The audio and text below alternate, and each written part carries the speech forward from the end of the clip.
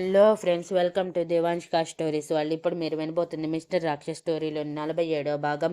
నిజంగా వాళ్ళ పెళ్లి జరుగుతుంది అంటే అది ఒక కలనానే అనుకున్నారు ఇద్దరూ కూడా. రుద్రాక్ష తన మీద కోపంతో తీసుకువచ్చి తన జీవితం నాశనం చేసినప్పుడు దక్ష రుద్రాక్ష మీద ఎంత అసహ్యాన్ని పెంచుకుందో తనకి మాత్రమే తెలుసు. కానీ తర్వాత రుద్రాక్ష ప్రేమ గురించి తెలియటం, తన ప్రెగ్నెన్సీ టైంలో చిన్న పాపలా తనని దగ్గరుండి తన పనులన్నీ పక్కన పెట్టి మరీ చూసుకోవటం, ఎక్కడికి వెళ్ళినా ప్రతి క్షణం దక్ష గురించి ఆలోచిస్తూ బయటికి వెళ్ళినా సరే 5 నిమిషాలకు ఒకసారి 10 నిమిషాలకు ఒకసారి కాల్ చేస్తూ జ్యూస్ తాగావా, ఫ్రూట్స్ తిన్నావా అని అడుగుతుంటే చిన్నప్పటి నుంచి దూరమైన ప్రేమ రుద్రాక్ష రూపంలో దగ్గరయ్యిందని అనిపించింది. ఆ ప్రాసెస్లోనే రుద్రాక్ష తనని ప్రాణంగా మార్చుకుంది.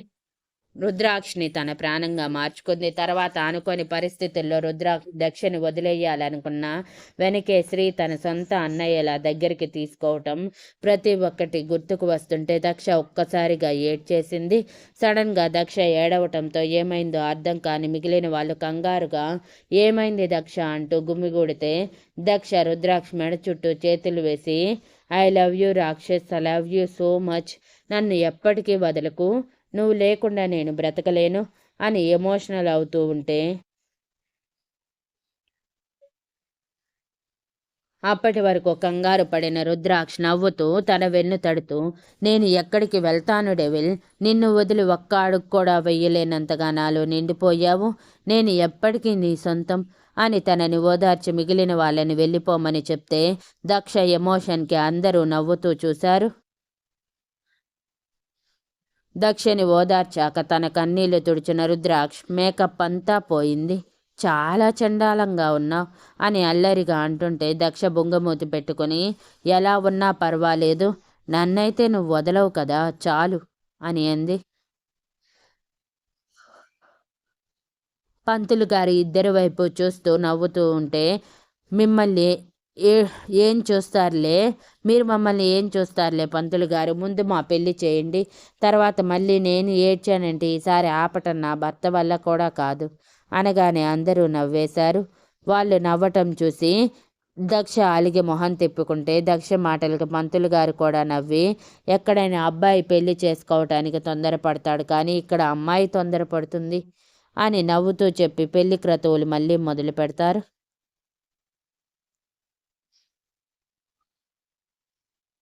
తాలిబొట్టు కట్టే సమయం రావటంతో ఇరువరులకు తాలిబొట్టు ఇచ్చి వధువు మెడలో కట్టమని మాంగళ్యం తంతునమేనా అంటూ మంత్రాలు చదవటం మొదలుపెట్టారు. కలలో కూడా ఊహించని క్షణం నిజమై ఎదురు రావటంతో వధూవరులిద్దరూ ఆనందంలో మాటలు రావట్లేదు. ఎంతో సంతోషంగా ఆనంద బాష్పాలతో తమ తమ ప్రియసకులు కడుతున్న తాళిని గుండెల మీద పెట్టి చూసుకుంటూ తాలిబొట్టు కట్టాక తలెత్తి కన్నీళ్లతో చూశారు. వరులు ఇద్దరు ఒకేసారి ఇరు వధువుల నుదుటి మీద ముద్దు పెట్టి ఇకపై మీ కళ్ళల్లో సంతోషంతో కూడిన కన్నీరు తప్ప బాధతో ఎప్పటికీ రావు అని ప్రామిస్ చేసి పాపెటి కుంకుమ దిద్ది తాలిబొట్టుకి కుంకుమ దిద్దాక పక్కన కూర్చున్నారు. ఆ తర్వాత కుంగుముడి, అరుంధతి నక్షత్రం, తలంబ్రాలు అంటూ ఒక్కొక్క కార్యక్రమం ఇరు జంటలతో పాటు వచ్చిన చుట్టాలలో కూడా ఉత్సాహాన్ని రేకెత్తించింది. ఇక అజయ్ అల్లరి అంతా ఇంతా కాదు, చాలా అల్లరి చేస్తూ తన అక్క అన్నయ్య వైపు ఉంటూ గెలవండి అని ఎంకరేజ్ చేస్తూ వచ్చాడు. తలంబ్రాల సమయంలోనైతే ఇరు జంటలు పోటాపోటీగా పోసుకుంటూ నువ్వా అన్నట్టు సాగిన పోరులో చివరికి ఇరు జంటలు సమానంగా పోసుకోవటంతో ఇద్దరు గెలిచారని నవ్వుకున్నారు. ఆ తర్వాత ఉంగరాల ఆటలో ఫస్ట్ టైం వధువుని తీసుకోవటానికి ఛాన్స్ ఇస్తే నెక్స్ట్ టైం మాత్రం వరులు తీసి గెలిచామని ఫోజ్ కొట్టారు. మూడోసారి మాత్రం ఒకేసారి వధువుల వేళ్ళకి ఉంగరాలు పెట్టి మరి ఇద్దరూ గెలిచాము. మా బంధంలో ఇద్దరూ సరిసమానమే.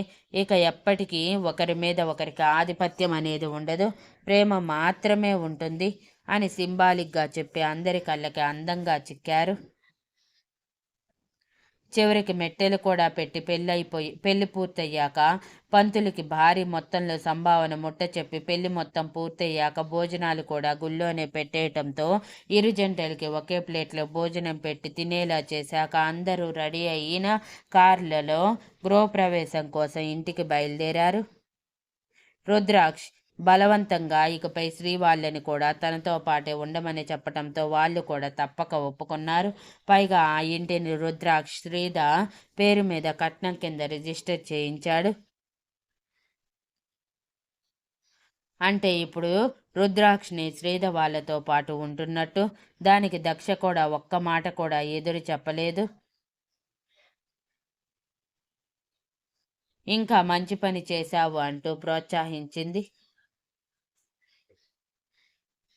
Next update promo.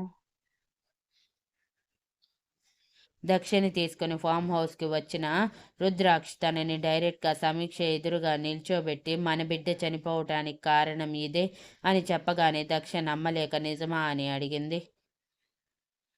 అప్పటికే దక్షని చూసి ఆవేశంతో ఊగిపోతున్న సమీక్ష కొత్తగా తన మెడలో చేరిన పసుపు తాడు పాపిట కుంకుమ అందంగా మెరుస్తూ రుద్రాక్ష్ భార్యని నేను అని గర్వంగా చూపిస్తూ ఉంటే విచక్షణ మర్చిపోయి నీరసంలో కూడా లేచి నిలబడి తన చెంప మీద కొట్టబోయింది.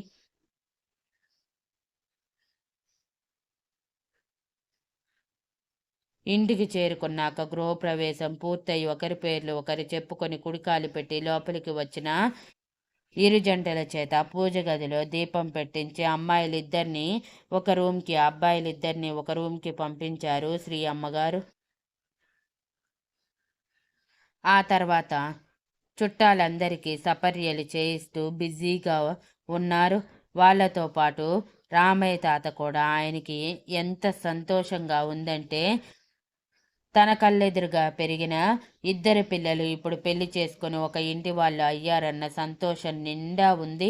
పైగా పెళ్లిలో తనని పని మనిషిని చేసి పెద్ద మనిషిని చేసి శ్రీధకి కాళ్ళు కడగమని అడిగారు. కానీ ఒంటరి పక్షిని నేను చేయకూడదని చెప్పాక తప్పక రుద్రాక్ష వాళ్ళే కడిగారు. ఇక శ్రీ అమ్మా నాన్నలు దక్ష తరపున నిలబడతాము, తనకి సంబంధించిన పని మేము చేస్తాము అని శ్రీధ శ్రీ రుద్రాక్ష దగ్గర అంటే అవసరం లేదు, నా భార్యకి తల్లిదండ్రులు లేకుండా లేరు, కాకపోతే వాళ్ళు చనిపోయారు అంతే, ఇప్పుడు కూర్చున్న పెద్ద ఉపయోగం ఏమీ ఉండదు, కావాలంటే జీలకర్ర బెల్లం పెట్టాక తల్లిదండ్రుల స్థానంలో ఉండి మాకు పట్టుబట్టలు పెట్టండి చాలు అని అనటంతో వాళ్ళు సైలెంట్ అయిపోయారు. కానీ పెళ్లిలో కన్యాదానం టైంలో మాత్రం శ్రీధ తమ్ముడి కాళ్ళు కడిగి నెత్తి మీద చల్లుకోవాలన్న కోరికతో చేస్తాను అంది. కానీ వాళ్ళ పరిస్థితి వేరేది కావటంతో రుద్రాక్ష వద్దంటే వద్దని గట్టిగా చెప్పాడు. దానివల్లే కన్యాదానం ఆగిపోయింది.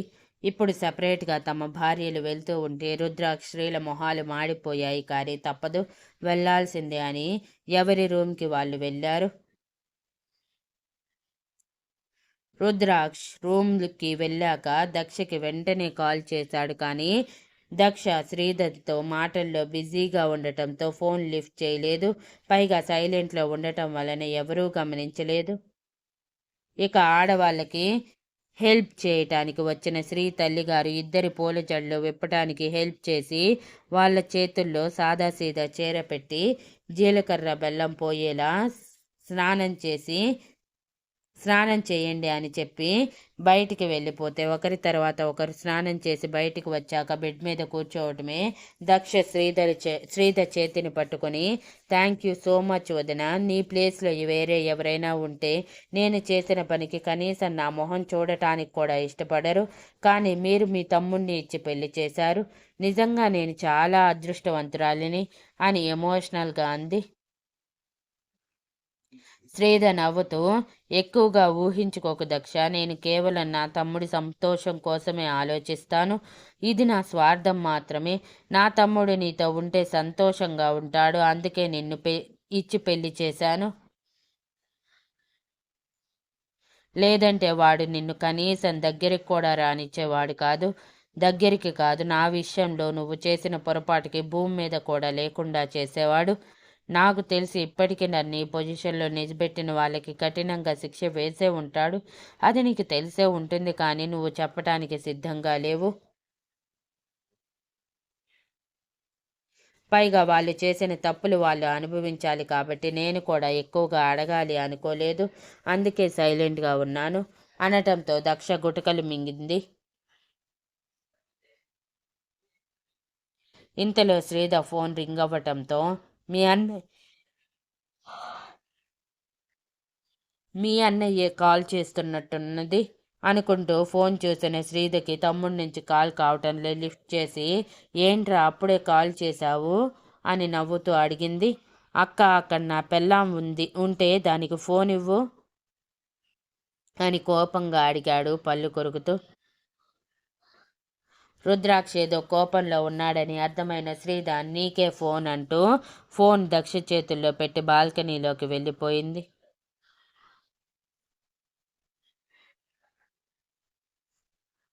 ఫోన్ చెవి దగ్గర పెట్టుకున్న దక్షకి ఒక్కసారిగా రుద్రాక్ష డెవిల్ అని అరవటంతో రీసౌండ్ వచ్చినట్టు ఫోన్ దూరం పెట్టి చెవి సరి చేసుకొని మళ్ళీ ఫోన్ చెవి దగ్గర పెట్టింది.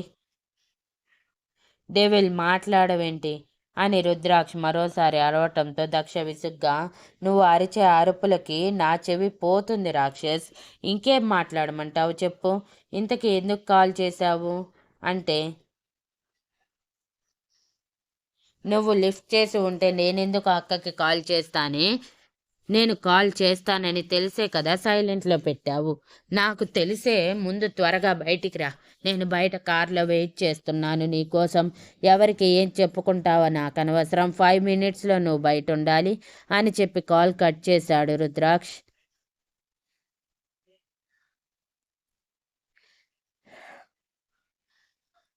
రుద్రాక్ష్ కాల్ కట్ చేశాక తల కొట్టుకున్న దక్ష, ఇప్పుడు ఎక్కడికి తీసుకువెళ్ళాలనుకుంటున్నాడు ఈ రాక్షస్, అందరికీ నేనేమని సమాధానం చెప్పాలి, 5 minutesలో రావాలంట, 5 minutesలో, అంత ఈజీనా, పెళ్ళయింది ఈరోజే అయితే ఒంటరిగా అసలు ఎవరైనా మమ్మల్ని బయటికి పంపిస్తారా, కొంచెం కూడా ఆలోచించడు ఈ రాక్షస్ అని తనలో తానే గొనుక్కుంటూ ఉండగానే లోపలికి వచ్చిన శ్రీధ, ఏమైంది దక్ష, నీలో నువ్వే ఏదేదో మాట్లాడుకుంటున్నావేంటి అని అడిగింది.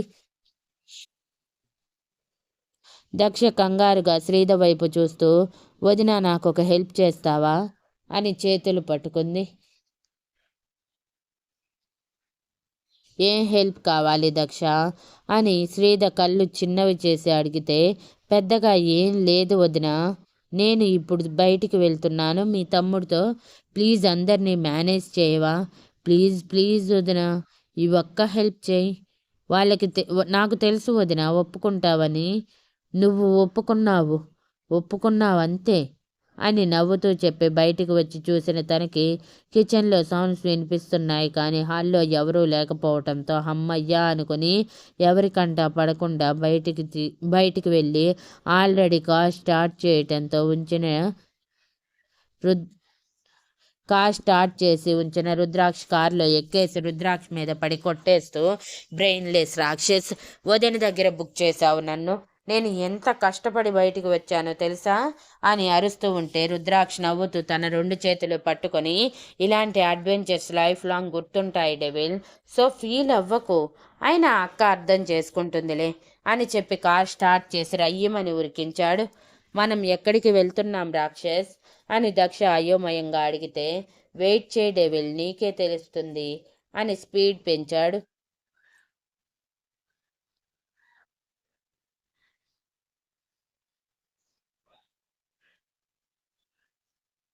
ఫామ్ హౌస్లో శ్రీధర్, రుద్రాక్ష, దక్షల పెళ్లిళ్ళని లైవ్లో చూసిన సమీక్ష, మంజుల గారు ఆవేశంతో ఊగిపోతూ నీరసంలో కూడా స్క్రీన్ని బద్దలు కొట్టారు. ఆ సౌండ్కి సెక్యూరిటీ చేతులు వాళ్ళ చెంపలు కూడా సేమ్ సౌండ్తో పగిలి పక్కకి పడ్డారు. అయినా కూడా సమీక్షలో మార్పు లేదు. కోపంతో ఊగిపోతూ, చూసావా మమ్మీ, మనల్ని ఇక్కడ నాశనం చేస్తూ వాడు మాత్రం అక్కడ సంతోషంగా పెళ్లి కూడా చేసుకున్నాడు, పైగా ఆ శ్రీధ బ్రతికే ఉంది మమ్మీ, డాడీ చంపేశాడని చెప్పావు కదా, ఎలా బ్రతికి చచ్చిందది అని అరుస్తూ ఉంటే వాళ్ళ అరుపులకి సెక్యూరిటీ చిరాకుగా వాళ్ళకి ఆ పూట ఏమీ పెట్టద్దు అనటంతో బయటికి వెళ్ళిపోయారు. వాళ్ళు వెళ్ళిపోయాక మంజుల గారు కూడా కోపంతో ఊగిపోతూ, వాళ్ళు బాగుపడరు సమీక్ష, నాశనం అయిపోతారు, మన ఉసిరి తగిలి నాశనం అయిపోతారు అని అన్నారు.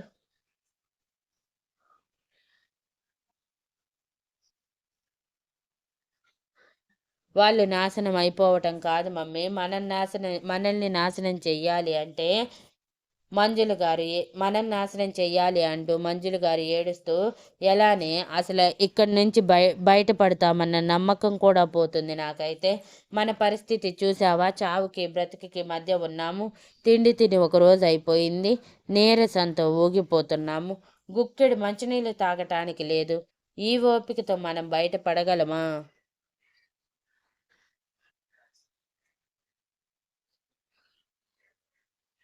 నాకు గట్టి నమ్మకం వస్తుంది సమీక్ష, ఇక మన ప్రాణాలు రుద్రాక్ష చేతిలో పోవటమే. ఇన్ని రోజులు వాడు మనల్ని ఎందుకు బ్రతికించాడో కూడా అర్థమైంది. నాకు తెలిసి ఇదిగో ఈ శ్రీధ గురించి తెలిసి ఉంటుంది, తను సంతోషంగా ఉంది చూపించటానికి ఇంత దూరం తీసుకువచ్చి ఉండొచ్చు. ఎంత మోసగాడు వాడు! సొంత మేనత్తని నన్ను, సొంత మరదల్ని నిన్ను, సొంత మేనమామైన నా భర్తని ముగ్గురిని హింసించాడు. వాడు బాగుపడడు, ఖచ్చితంగా మన ఏడుపు తగిలి తీరుతుంది వాడికి అని ఆవేశంగా అన్నారు. సమీక్ష ఆవేశంగా గోడ పట్టుకొని కష్టంగా లేచి నిలబడి తలుపుని తన బలం కొద్ది కొడుతూ డోర్ తీయండి అని అరుస్తూ ఉంది. అప్పుడు ఫోన్ చేశారు సెక్యూరిటీ రుద్రాక్షకి. అప్పటికే రుద్రాక్ష్ దక్ష ఫోన్ లిఫ్ట్ చేయకపోవడంతో విసుగ్గా స్నానానికి బయలుదేరిన వాడు కాస్త ఆ ఫామ్ హౌస్లోని సెక్యూరిటీ నుంచి ఫోన్ రావటంతో వెంటనే లిఫ్ట్ చేసి ఏమైంది అని అడిగి సమీక్ష వాళ్ళు పిచ్చి పిచ్చిగా బిహేవ్ చేస్తున్నారని, ఏడుస్తున్నారని చెప్పటంతో నేను వస్తున్నానని చెప్పి గబగబా ఫ్రెష్ అయ్యాక దక్షని తీసుకొని సమీక్ష ఎదురుగా నిలబెట్టి నేను పెళ్లి చేసుకున్న నా భార్య అని గర్వంగా చూపించాలి అనుకున్నాడు.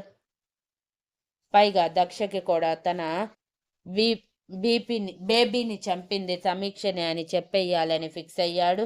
శ్రీధని కూడా తీసుకువెళ్ళాలనుకున్నాడు, కానీ శ్రీధ వాళ్ళ పరిస్థితి చూస్తే జాలిపడి వదిలేస్తుందేమో అన్న ఆలోచనతో శ్రీధకి చెప్పలేదు. ఇక్కడ కొట్టి కొట్టి అలసిపోయిన సమీక్ష ఏడుస్తూ ఉండిపోయింది.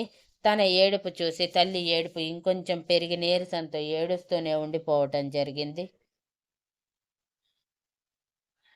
ఇంతలో మరో అరగంటకి సడన్గా తలుపులు తెరుచుకుంది. కానీ అడ్డంగా సమీక్ష ఉండటంతో తన బలం కొద్ది నెట్టి రుద్రాక్షని సమీక్షని గోడకి అప్పడం చేసి లోపలికి వచ్చిన దక్ష చేతిని పట్టుకుంది. Thank you for listening and please like, share, comment and subscribe.